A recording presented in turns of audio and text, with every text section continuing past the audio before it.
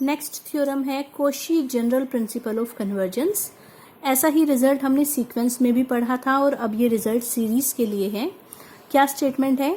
A necessary and sufficient condition for a series to converse. कोई भी series converse करेगी, इसके लिए नेसेसरी एंड सफिशिएंट कंडीशन है क्या?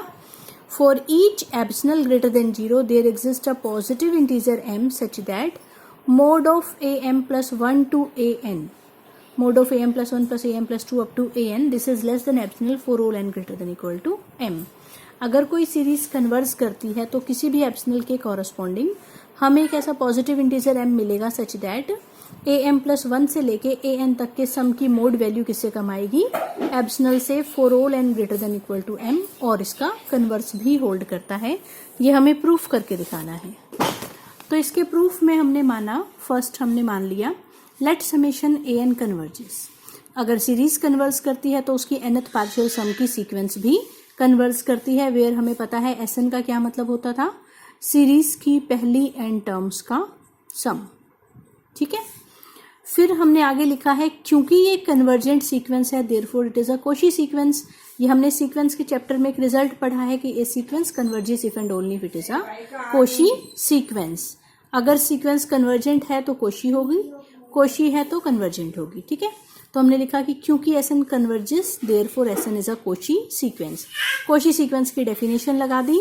For epsilon greater than 0 there exist a positive integer m such that mod of S N minus S M is less than epsilon for all n greater than equal to m।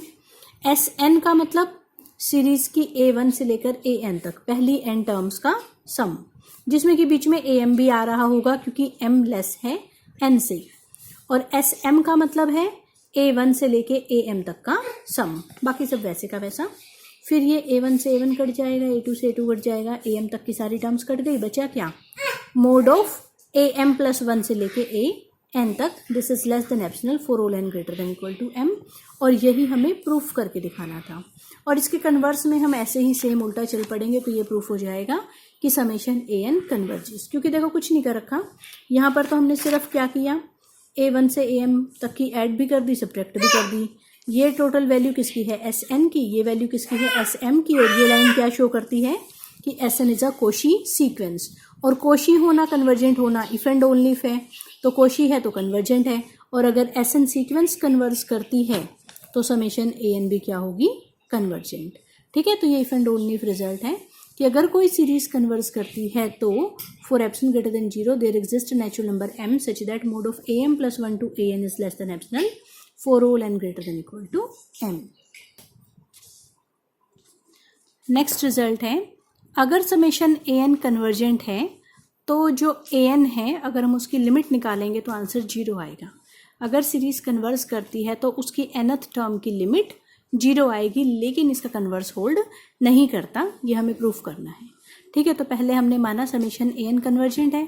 Summation an convergent है तो जो Sn series है हमारी, Sn जो sequence है हमारी, वो भी क्या होगी? कन्वर्जेंट होगी। और हमने मान लिया कि समेशन an किसको कन्वर्स कर रहा है? s को, तो सीक्वेंस Sn भी किसको कन्वर्स करेगी? s को। वेयर हमने Sn का मतलब बता दिया, सीरीज की पहली n टर्म्स का सम। Sn माइनस 1 का मतलब सीरीज की पहली n माइनस 1 टर्म्स का सम। अगर हम इनका डिफरेंस निकालेंगे तो ये यहाँ से यहाँ तक की सारी टर्म्स कट जाएगी, बचेगा क्या? an। ठीक है, और क्योंकि Sn कन्वर्स करती है s को तो Sn की लिमिट लगाएंगे तो आंसर कितना आएगा? s। Sn माइनस 1 पे भी लिमिट लगाएंगे तो भी आंसर कितना आएगा? s। Sn प्लस 1 पे लिमिट लगाते तो भी आंसर कितना आता? s। ठीक है, नाउ an किसके इक्वल था?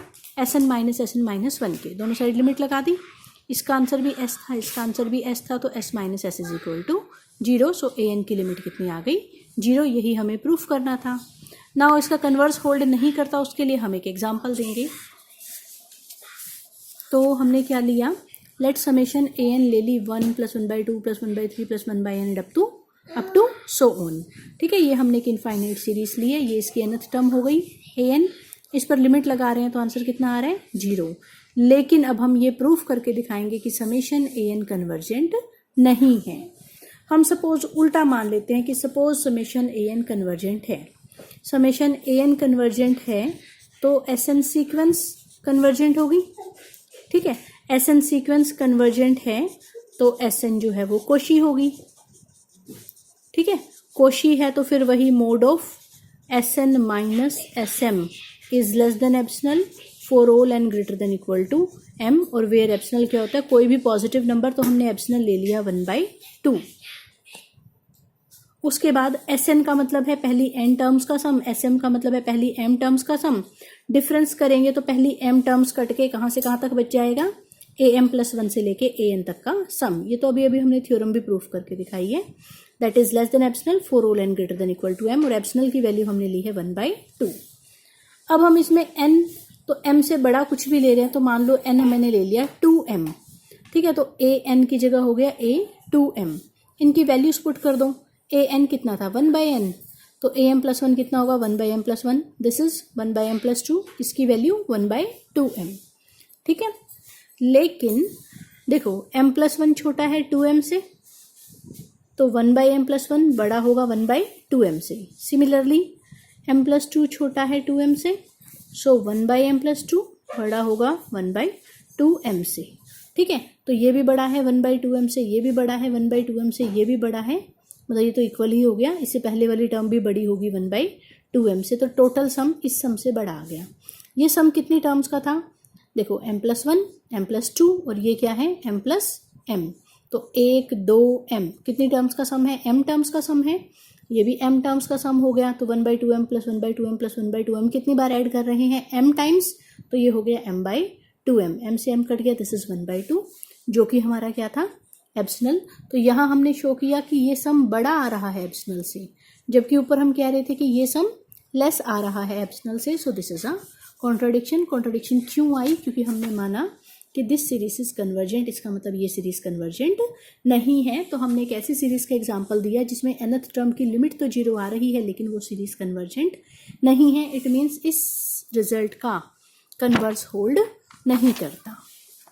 एक चीज और है, अगर मान लो किसी सीरीज में an की लिमिट ही 0 नहीं आ रही, मान लो, इसका मतलब पक्का वो सीरीज कन्वर्जेंट नहीं होगी, नॉट कन्वर्जेंट। क्योंकि अगर ये कन्वर्जेंट होती तो डेफिनेटली an की लिमिट कितनी आनी चाहिए थी 0, लेकिन an की लिमिट 0 नहीं आ रही, ठीक है। तो अगर an की लिमिट 0 नहीं आ रही तो पक्का सीरीज कन्वर्जेंट नहीं होगी, क्योंकि अगर सीरीज कन्वर्जेंट होती तो an की लिमिट 0 आनी चाहिए थी, लेकिन an की लिमिट 0 नहीं आ रही। इट मीन्स कि ये सीरीज कन्वर्जेंट नहीं होगी।